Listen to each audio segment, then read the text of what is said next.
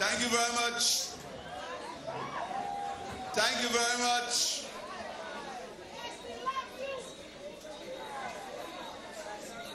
Thank you very much, Crystal, for that introduction. Thank you very much. A round of applause for Crystal, please.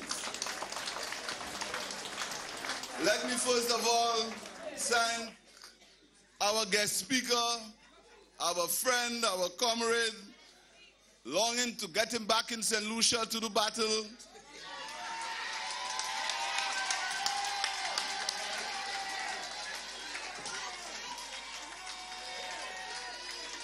And the only way I can describe his speech is it was profound. Dr. Tennyson Joseph was profound. I want to thank him for accepting the invitation to speak at our conference. Thank you very much, comrade. Chairman of the party, Brother Musa Shabatis, First Deputy and Second Deputy leaders, chairpersons of the Women and Youth Organization, former Prime Minister and political leader, my friend Dr. Kenny Anthony, former Prime Minister Dr. Vaughan Lewis and Lady Lewis, other members of the executive. I want to pay a special mention to the General Secretary, Brother Leo Clark, other members of the National Executive, delegates, comrades all, good evening and welcome again to our conference. Comrades, when we met last year in the constituency of Vieux-Fort South, I told you of the poor state of affairs in our beloved island. Today, as we gather in Laborie, the situation is worse. St. Lucia is in deeper trouble. Our government lost, and our people continue to be marginalized by a clueless, callous, and vindictive government. Our country is being led down the path of destruction by a don't care, we are in power government. Well, this afternoon, we have news for this government. Most St. Lucians do care about their country and the fate of its children. And together, we will stop you. We will stop this madness that passes for government in St. Lucia. Do you agree that we must stop them? In the midst of the confusion and chaos created by this government, our party has remained focused, steadfast, fearless, and committed. I want to thank my comrades for their courage in the face of this UWP government victimization plan. They tried to belittle and ridicule you, but you remain steadfast. And on the 9th September 2018, you descended in thousands in Castries, and they felt the strength of your resilience and determination. You left them trembling and scrambling and in bewilderment, looking for refuge under crumbling UWP structure, its foundation long gone. This is only the beginning of many political quakes to come until the eventual tsunami, come election day, when we will vote them out. As we continue on this journey to victory, I want to publicly thank the leadership of our great party, the parliamentary group, the General Secretary, the executives, and members of the National Council. I must thank them for their support, advice, guidance, commitment, and courage in these very trying times. I pledge to continue to work with you so we can achieve our goal, victory at the next general elections. I will work with every ounce of energy so we can achieve that goal. I must pay special mention to the members of the parliamentary group for the battles they have had to fight in and out of the parliament. The debate on the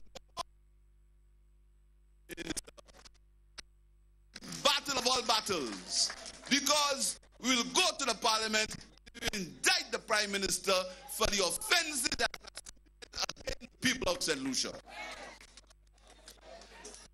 Humbled by the support of such a competent group of parliamentary colleagues, I'm heartened and truly appreciative of my comrades. Our party has survived many fought. We have proven to the faint-hearted and doubting Thomases that they were wrong.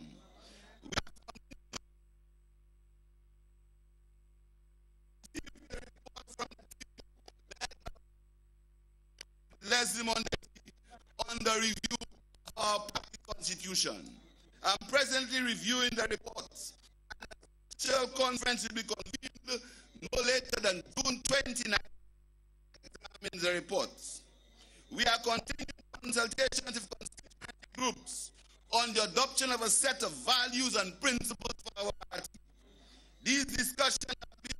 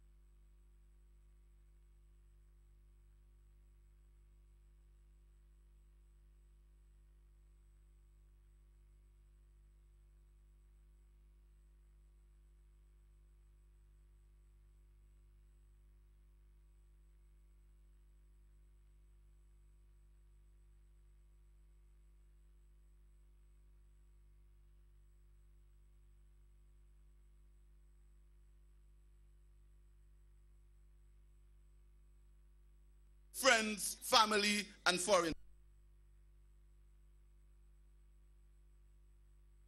Nothing to show except wastage of scarce resources, deceit, and poor decision-making, which is now leading the country to economic ruin.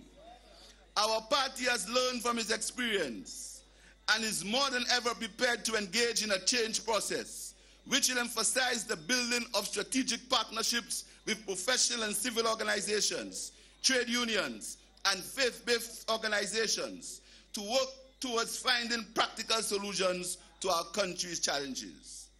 Comrades, ex-CIA boss James Comey, lamenting on the state of politics in the U.S., could easily have been referring to this UWP government. And he said, I have seen many times over the years how liars get so good at lying that they lose the ability to distinguish between what is true and what's not. They surround themselves with other liars. The circle becomes closer and smaller, with those unwilling to surrender their moral compasses pushed out, and those willing to tolerate deceit brought closer to the center of power. Perks and access are given to those willing to lie and tolerate lies. This creates a culture which becomes an entire way of life. The easy, casual lies, those are a very dangerous thing. They open up to the path to bigger lies in more important places where consequences aren't so harmless. This is exactly what is happening in St. Lucia today. Lies, lies, and more lies. It is sad that this government has no regard for the truth and has severely eroded the public's trust and confidence in information coming from government spokespersons. Our country deserves better, and in particular our children. They deserve better examples. Let me acknowledge the presence of members of the diplomatic corps in our midst today. The St. Lucia Labour Party remains grateful to all countries that have supported and assisted our people over the years, and I take this opportunity on your behalf to thank them.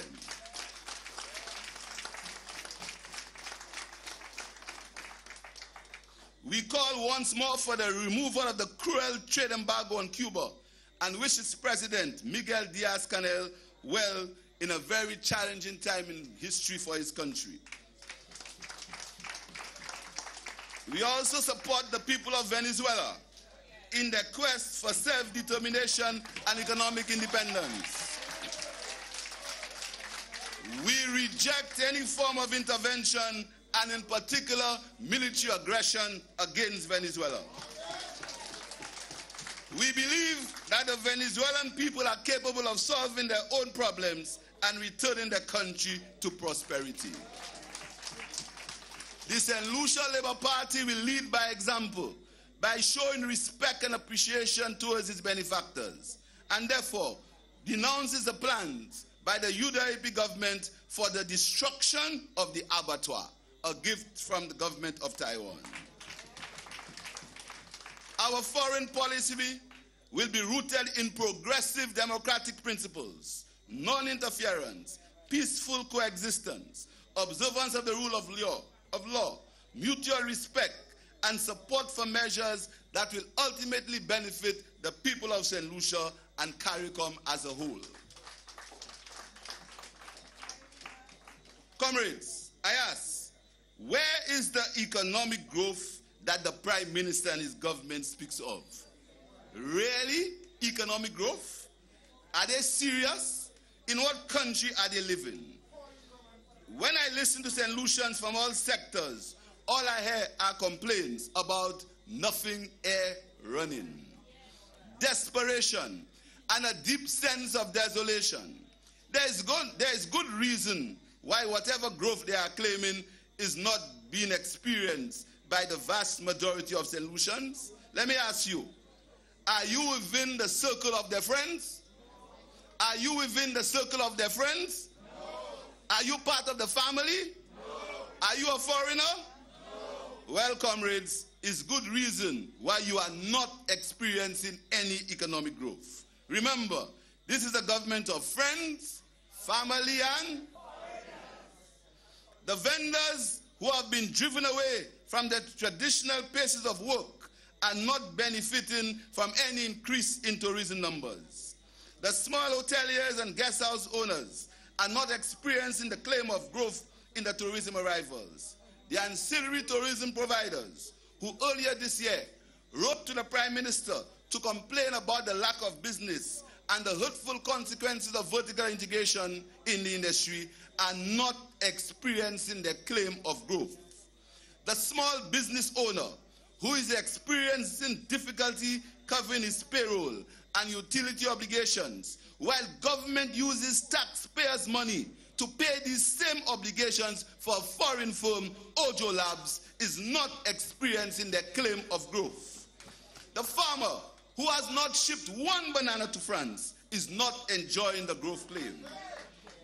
The unemployed teenager trying to open a small business and finding startup capital difficult to come by, while our taxes are being used to finance the private businesses of families of government ministers, is not experiencing the economic growth.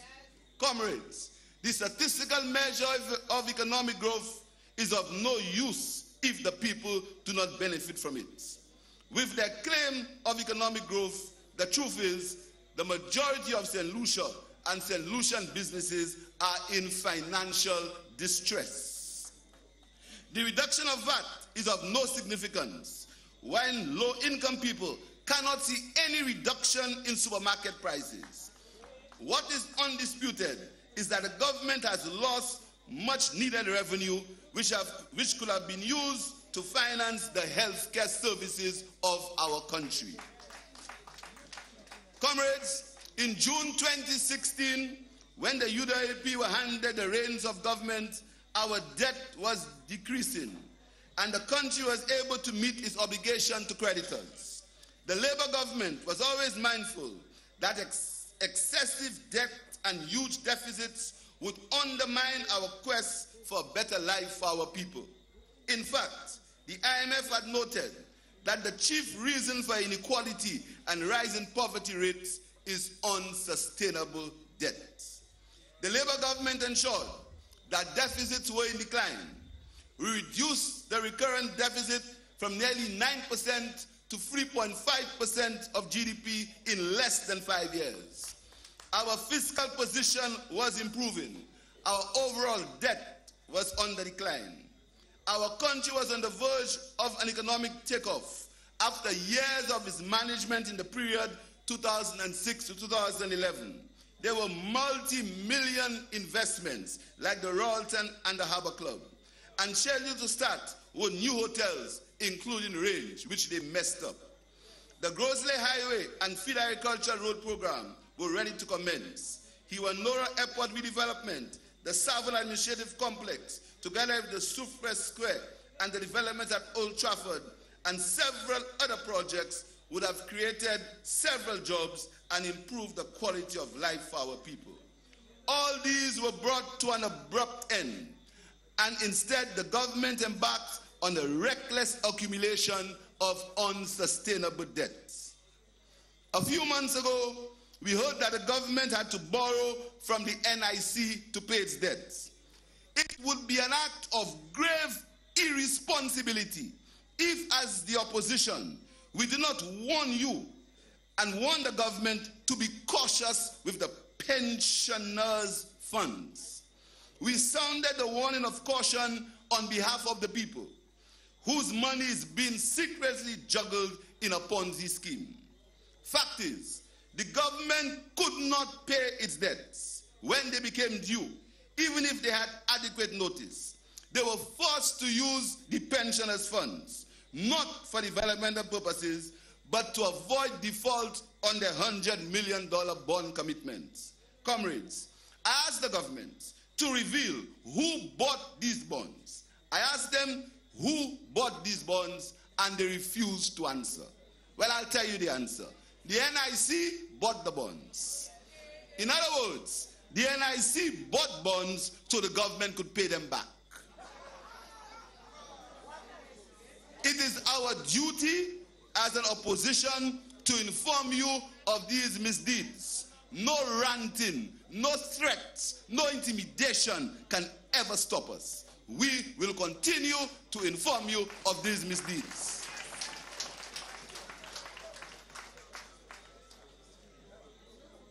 Let me make it abundantly clear that the UWP never secured any money to build Hiwanora Airport. Their deal with A&M failed and is now a matter under investigation in the United States. The bank rejected and refused to finance the project, even if they had already imposed the airport departure tax. Comrades, when in government, we negotiated the renovation of Hiwanora International Airport without increasing the debt of our country. We avoided a heavy tax burden and asked the World Bank to help prepare a model that would result in the improvement of our airports, provide a revenue stream, return ownership to the government of St. Lucia, avoid corruption, ensure world-class management, and retain security and custom functions under the control of local authorities. Most importantly, we would not have increased the country's level of indebtedness. This is exactly the same model used in many countries. In fact, last week, the Norman Manley International Airport in Jamaica entered into a public-private partnership arrangement similar to what the last Labour government had proposed for St. Lucia. There was one difference. Our project would have been managed by the IFC, an affiliate of the World Bank. The government would not be involved in the procurement of goods and services, and the possibility of making deals were eliminated. The question remains, why is this government insisting in putting our country in debt of over $500 million? Is it because there are plans to grant contracts to friends, family, and foreigners? Is it because they need to make good the promises made to A&M in their first attempt at the project? Is it because there are people waiting to collect commissions on purchases during construction? Is it true there are important people with damaging information who have to be paid to keep quiet? Comrades, that decision to borrow $500 million lacks economic logic and is reckless. Only a callous and selfish government can be so hell-bent on such a destructive path. Now I understand they are approaching local banks to raise another $75 million for the Iwanora International Airport project and further increase the country's debt. They are going to the local banks to remove money that could be borrowed to you, to put in your business, to build your houses, to give them to put in the Iwanora International Airport. I warn the local banks to be careful, to be very careful with the deposits of the people of St. Lucia. Comrades, many countries, regionally and internationally, have found themselves in economic difficulty due to high debt levels. By the end of this fiscal year, our national debt will be over $4 billion. This debt is a commitment placed on our children and their children. Why is the government putting our children's future in doubt by useless borrowing?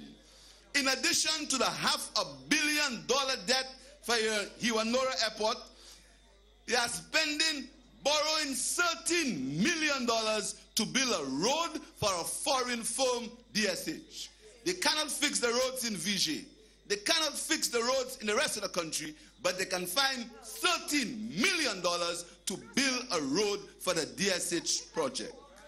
And they can find another $32 million for the Parker Company for services that can be done by local professionals like Crafton and these guys who can do exactly what the guy, what's his name, Laborie is doing, but they can spend $32 million. All these loans without the approval of the parliament.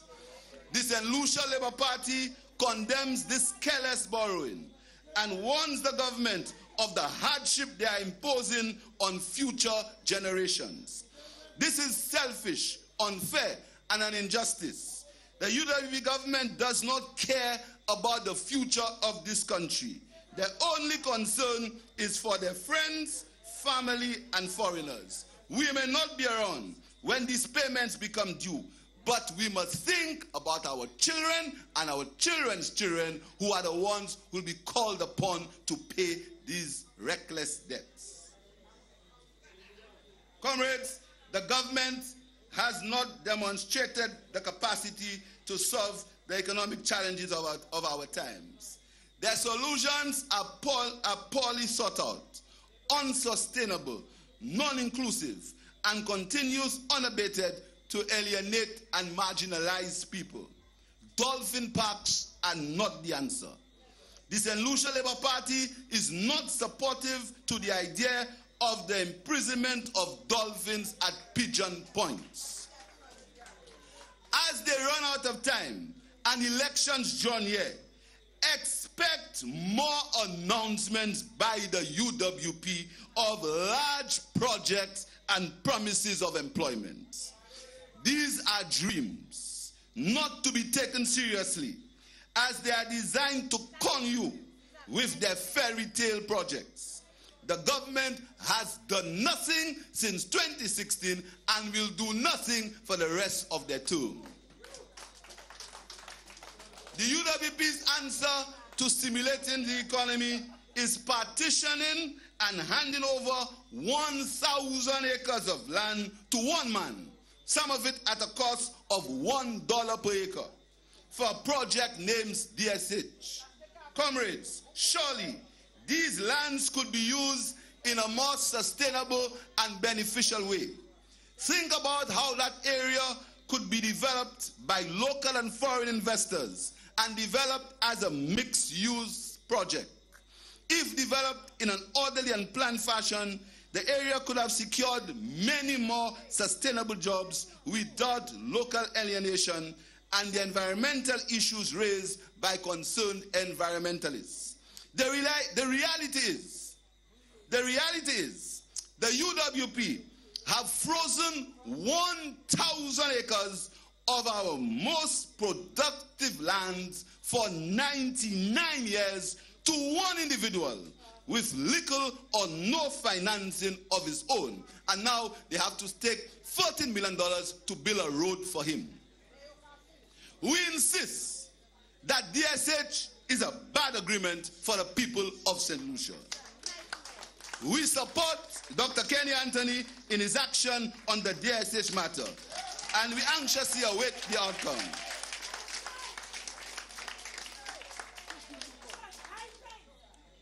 The St. Lucia Labour Party will ensure that our strategic lands will never again be misused and given up for harebrained schemes.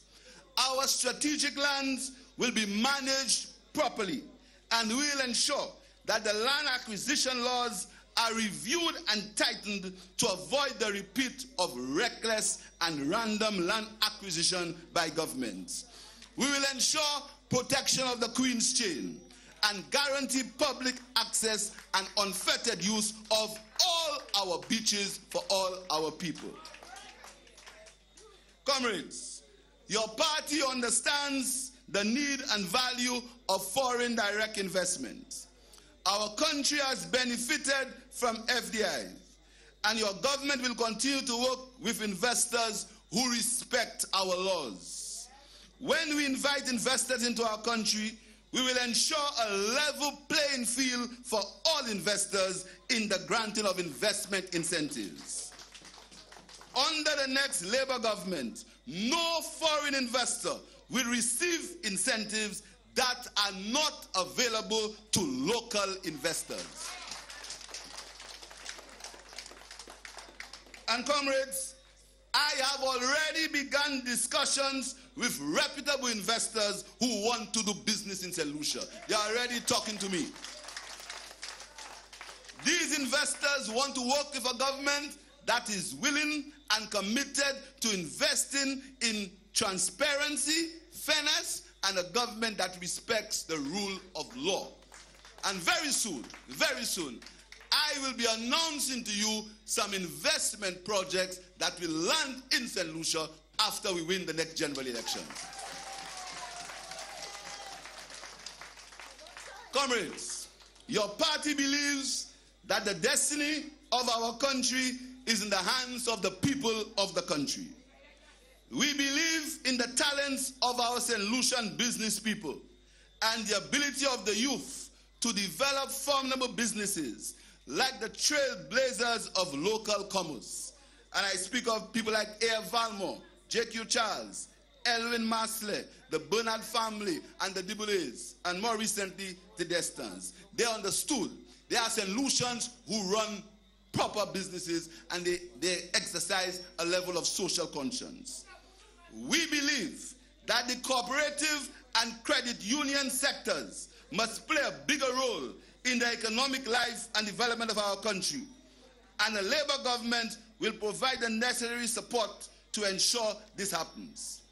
We will embark on a people-centered approach to economic development with a renewed emphasis on small and medium-sized enterprises. Existing and potential small business owners and managers will be consulted on the plans to build resilience and to expand the sector. These consultations will be conducted in geographical zones and in the areas of tourism, manufacturing, ICT, and the restaurant and hotel sector. These discussions will operationalize our small business policy. A Labour government will find the appropriate mechanism to ensure adequate, affordable financing for the small business sector. Tourism remains a significant component of the St. Lucian economy, but is susceptible to the vagaries of severe weather system. As a country, we need to develop new avenues for employment and job creation. In this regard, a Labour government will explore opportunities available in ICT and the digital economy. While we explore these possibilities, we must ensure that our education, investment in internet infrastructure, and government policies are adequate and properly aligned.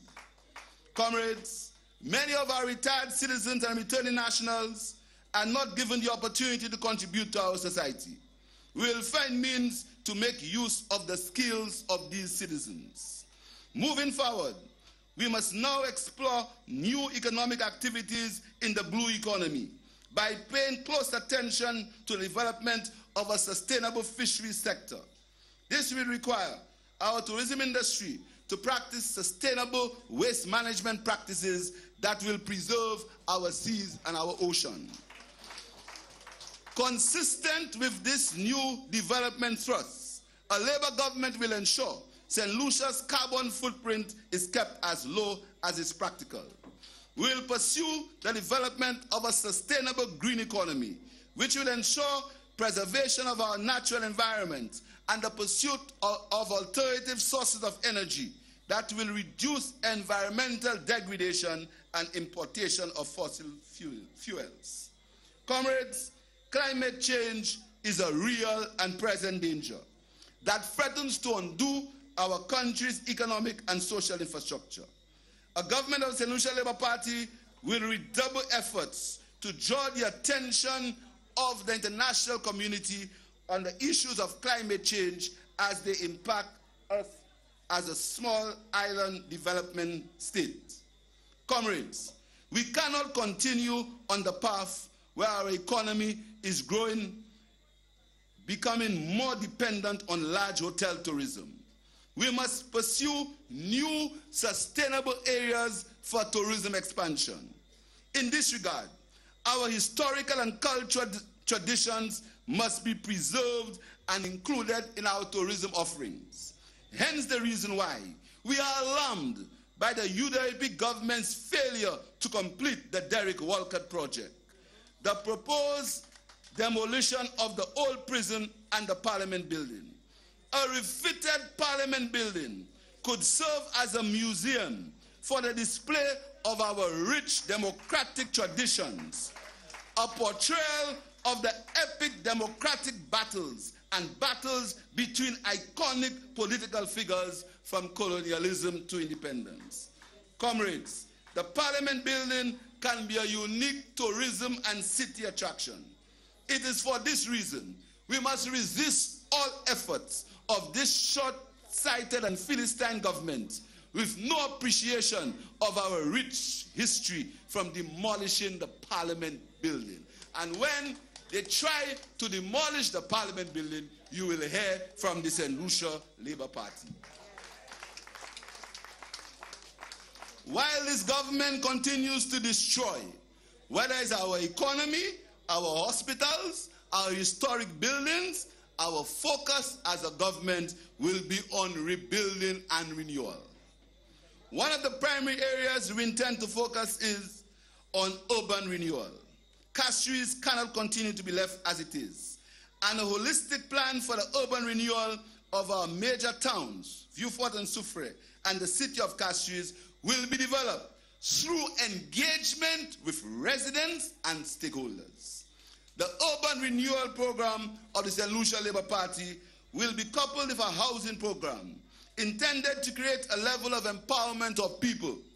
The residents in the outer fringes of Castries, Soufrière, and Vieux Fort are sitting on expensive real estate. Why should they remain in poor housing conditions? This innovative plan of wealth creation will involve building units and allowing the residents to be engaged in a lease-to-own arrangement and thus possess an expensive piece of real estate that they can pass down to their children. Comrades, our party believes that we can transform the economy of St. Lucia with the cooperation of the private sector. We will ensure a level playing field within the private sector and provide good governance where threats and intimidation are replaced by dialogue and compromise. When we returned to office in 2011, agriculture had recorded 3 consecutive years of decline in performance. The banana subsector was already afflicted by black sigatoka. The proactive and progressive approach of the then minister, our chairman, Comrade Moses Jabatis, resulted in the banana industry being saved. And by 2016, agriculture and its subsectors of fisheries, livestock, and other crops had grew by 4% over 3 years, after 3 years of negative growth. The St. Lucia Labour Party government will continue to help make our banana farmers more efficient, focus on increasing demand for locally produced food, and integrating local food into schools and government institutions. In addition, we'll focus on new areas of agriculture that create value-added activities and essential oils. The St. Lucia Labour Party has over time been a reliable partner of fishers and fisheries. We'll continue to invest in our fishers. We'll ensure that our fishers get some relief from the burdensome $1.50 gas tax imposed by the United Workers' Party. In its 28 months of office, the UDAP government has failed in every sphere of government. But their failings in the health area of healthcare has been an unmitigated disaster. A clear indication of the government's uncaring nature is that it has halted work on the St. Jude Hospital and has thrown the commission of the OKE Hospital in disarray over an ill-conceived plan to privatize. I promise the health workers, the doctors and nurses, that they will not be casualties of the privatization plan. If privatization happens, a Labour government will reverse it.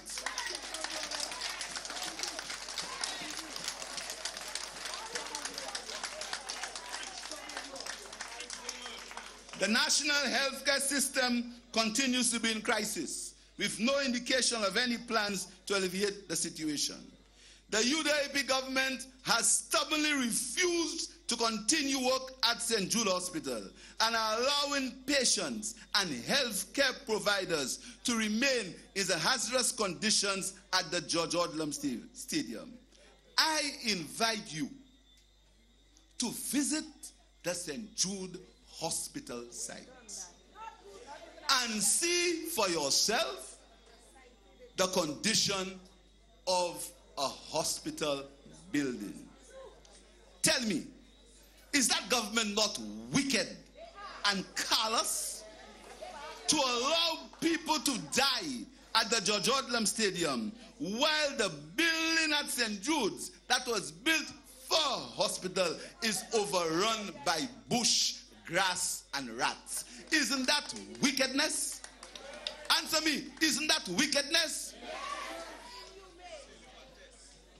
A recent study on the stadium revealed 170 major deficiencies and concluded In a report on September 4th, 2018, the building, George Odlum Stadium, is grossly inadequate to effectively facilitate the activities conducted at the hospital, and management has no authority to make any alteration to the buildings to facilitate the activities carried out and to guarantee the safety and health of the workers, patients, and the public.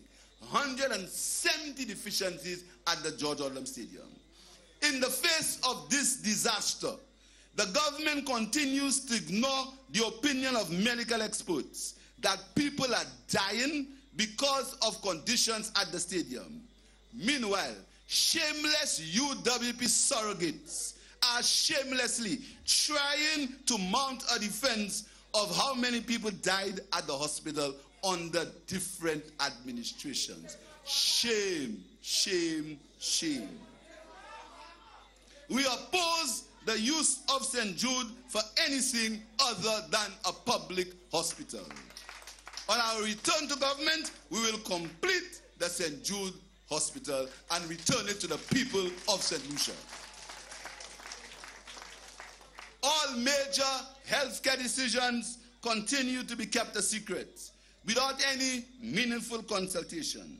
The transitioning of the OKE hospital is on pause, and there is grave concern that the hospital will be placed in private hands for profit. I repeat, a Labour Party government will undo any privatization scheme with any profit-seeking business entity. We believe that the OKEU hospital, gifted by the EU, can be effectively managed by St. Lucians with the assistance of friendly governments who share our aspirations for affordable and quality health care. Our party believes in affordable health care as a basic human right, and we remain firm in our resolve that universal health care is the most acceptable system that can adequately provide for the poor, the elderly, the unemployed, and the vulnerable citizens, and the many hard-working, dedicated, middle-income citizens who cannot afford private health care. The St. Lucia Labour Party continues to call on the government to embrace a transparent approach to dialogue and consultation in the formation of healthcare policy. The St. Lucia Labour Party is of the firm view that our healthcare workers are hard-working professionals, individuals whose job security must be protected. A St. Lucia Labour Party government will, as a matter of urgency, enter into meaningful consultations with the St. Lucia Medical and Dental Association, the representatives of the workers, our traditional friends overseas, including the EU, the National Insurance Corporation, public and civil society, to fashion out a comprehensive system of affordable universal health care for all our citizens. Our party is of the view that gender-related bias are still a real part of life in St. Lucia. Allow me, comrades. I always avoid making comments on the private lives of politicians or parliamentarians. But when their behavior is injurious to the public good, I have a moral duty to comment. Parliamentarians have the privileged position of creating our laws and therefore have a duty to respect and uphold them. The flagrant disregard for the rules of confidentiality in a mediation process by a sitting senator at the expense of a young woman is distasteful and undermines the confidence in our system of justice. Such behavior deserves condemnation from all quarters. And I call upon the women of St. Lucia to stand up and demand that Eubolus Raymond is fired as a minister in the cabinet of St. Lucia.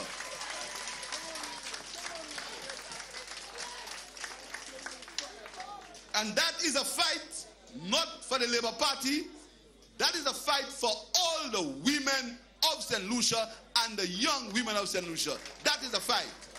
Because you cannot, after you've sat in a confidential process, come out and talk and say that you help the people, the young girls, not to be in prison for life. We believe that our women must be meaningfully involved in the highest decision-making levels of our party. And it is our goal that as many capable women as candidates in the next general elections to run on the ticket for the St. Lucia Labour Party. The St. Lucia Labour Party remains convinced that the young people are a rich resource for effecting change in the areas of economic empowerment, social transformation, peace, and sustainable development. The St. Lucia Labour Party government's history on youth development is clear, but we intend to go further during our next term. We will engage and harness the potential of our youth to develop a coherent and supportive environment for youth development. The St. Lucia Labour Party is aware that young people are not a homogeneous grouping and must be engaged at different levels in the formation of policy decisions affecting them. It is lamentable that inadequate investment in youth development and a lack of strategic direction by the UDIP government have increased frustration and hopelessness among significant sectors of St. Lucia's youth population. This cannot be allowed to continue. The St. Lucia Labour Party will work with all youth organizations and clubs, including the National Youth Council and the Inola Council for the Advancement of Rastafari, to ensure an appropriate policy environment for youth development.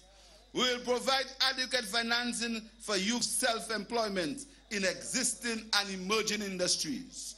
We will support and facilitate a sports and leisure program that encourages both organized sports and physical fitness activities.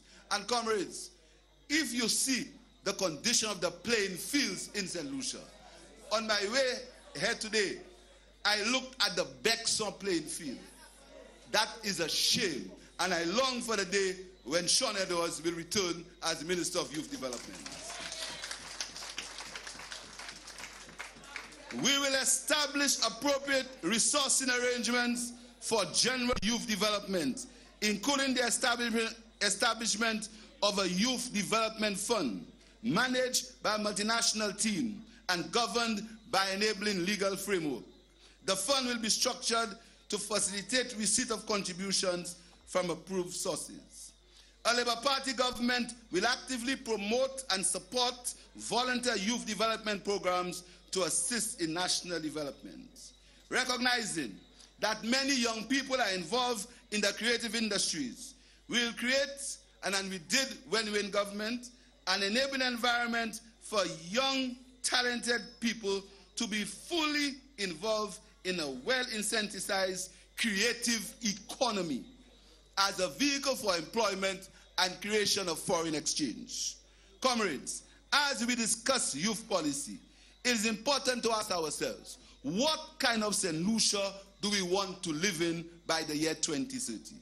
With this in mind, we must present sound alternative options to voters so they can join us in that movement in planning and designing a progressive future for our country.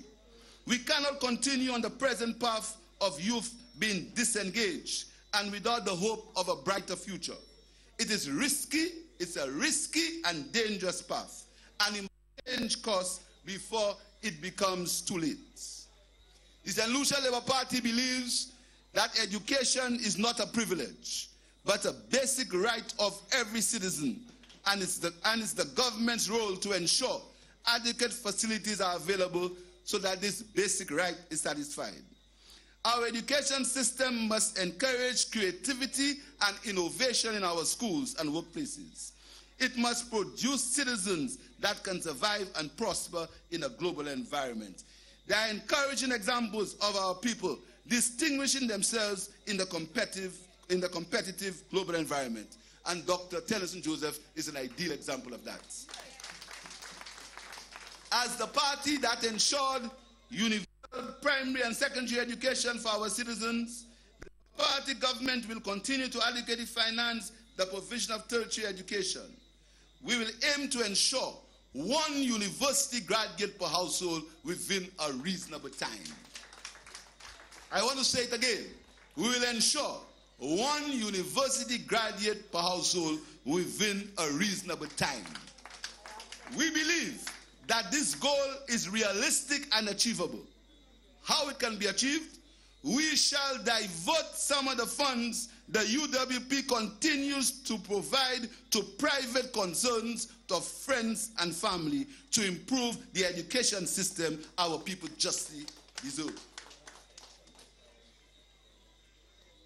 The St. Lucia Labour Party will discuss and collaborate with teachers and principals programs for innovation in education that will, among other things, aim to equipping young people for future jobs, using ICT as an adaptive learning tool, encourage holistic development of the individual, provide lessons in music and drama to assist in artistic development, provide adequate provision of educational services for adult learners and the differently able, introduce lessons that will inform on our ancestry and our culture.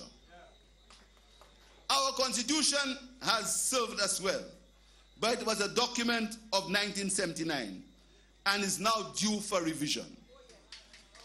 The machinations surrounding the appointment and later resignation of the Deputy Speaker, leaving the position of Deputy Speaker vacant, is a prime example of why our constitution, which presupposes reasonable and honorable men and women, is in need of revision.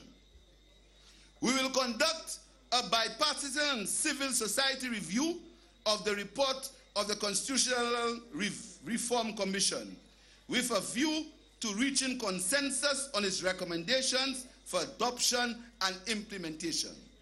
Let me assure you, one thing is certain: our new constitution will adopt a zero tolerance towards corruption in government. Corruption deprives us of the resources that are so desperately needed to reduce poverty in our country.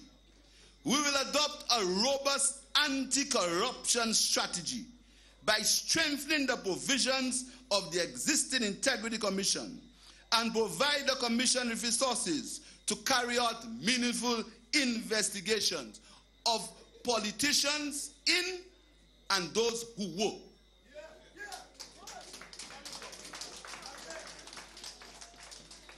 Politicians found guilty of corruption will receive no protection and must be and will be punished according to the law.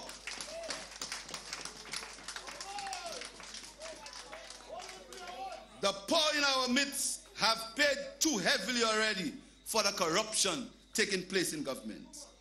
We will intensify discussions on the Caribbean Court of Justice with a view to establishing a position of our ascension to the appellant jurisdiction of the court. Never before in our history has our island seen such poor governance and a lack of accountability as is being practiced by the UWP administration.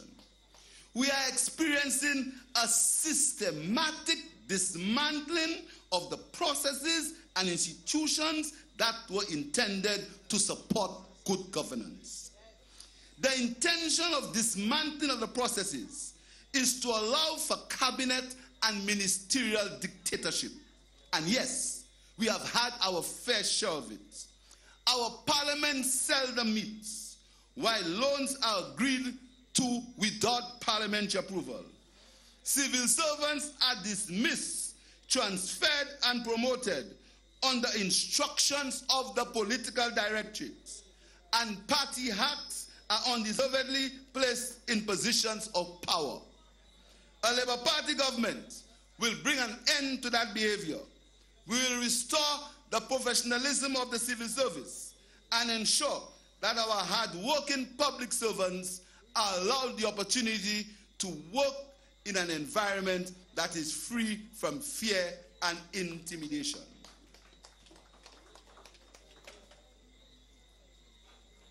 Comrades, earlier this year, we held a meeting with advocates for the legalization of marijuana and heard their case for legalization.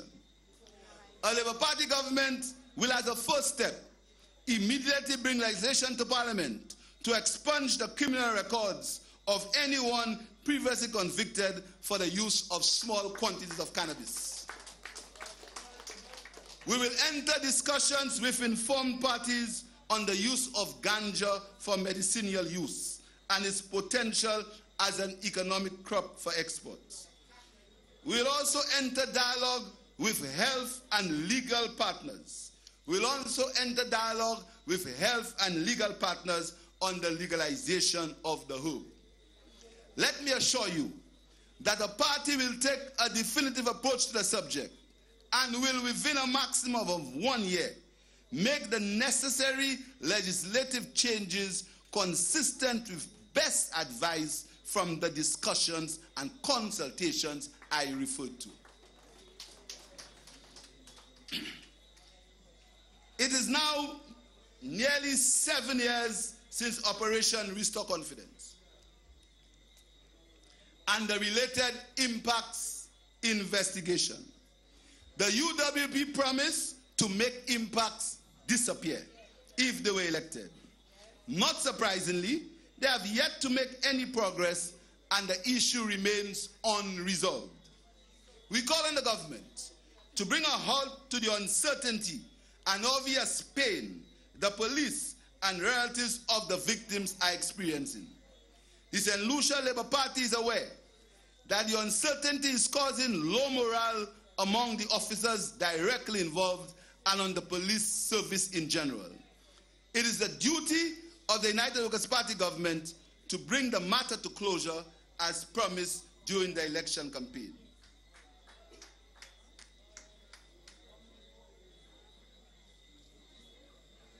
Comrades, from June 2016, you entrusted me with the singular honor of leading our party, the party of Sir George F.L. Charles. It's a responsibility that I accepted with humility and purpose, knowing that I was taken over from the successful leadership of my friend, Dr. Kenny Anthony.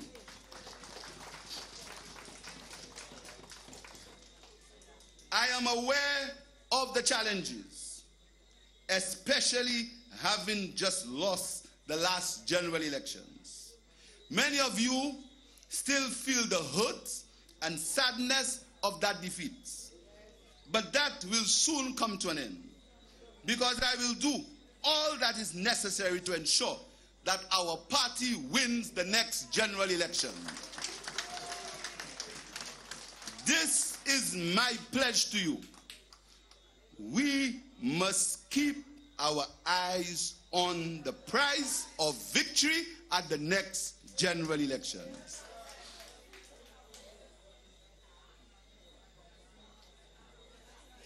I have lived up to the challenges thrust upon me during my political career. I have represented the people of Castries East from 1997, and to them I'm eternally grateful. I have held several major ministries of government. The wealth of experience and political wisdom acquired over the years has adequately prepared me to humbly take on the mantle of leadership of our beloved party and country. I am able and I'm competent, and I'm ready to be the Prime Minister of St. Lucia.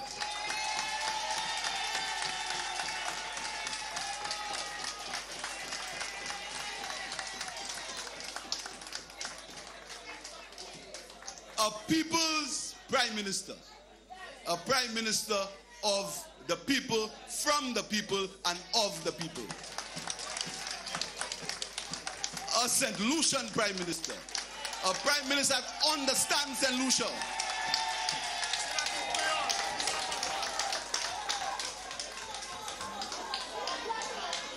I am motivated with a deep sense of duty to country. In the words of the philosopher Plato, the price good men pay for indifference to public affairs is to be ruled by evil men. I am no showman, nor am I an actor. My detractors say I stammer, but I rather stammer the truth than be speaking lies eloquently.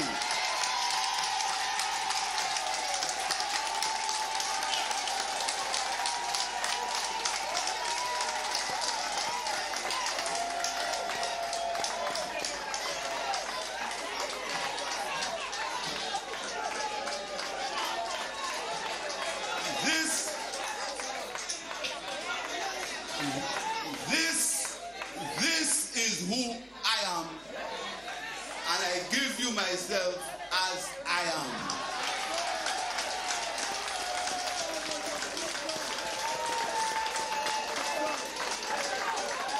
Philip J. Pierre is about leading a country where every citizen has a reasonable chance of reaching his or her potential, where citizens begin to respect each other for who they are and not what they have, where quality health care is available to those who need it and not just those who can afford it, where transparency and accountability in public affairs are encouraged and not discouraged, where collaboration and cooperation are seen as strengths and not impediments to human development, where quality education is the right of every citizen and not just that of the privileged, where corruption in government is unacceptable and treated as a scourge on the people, where our people feel no sense of alienation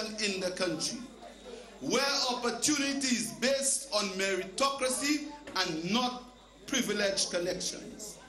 This is the country I desire, and this is the country I intend to lead. Long live the St. Lucia Labour Party. Long live the people of St. Lucia. I thank you.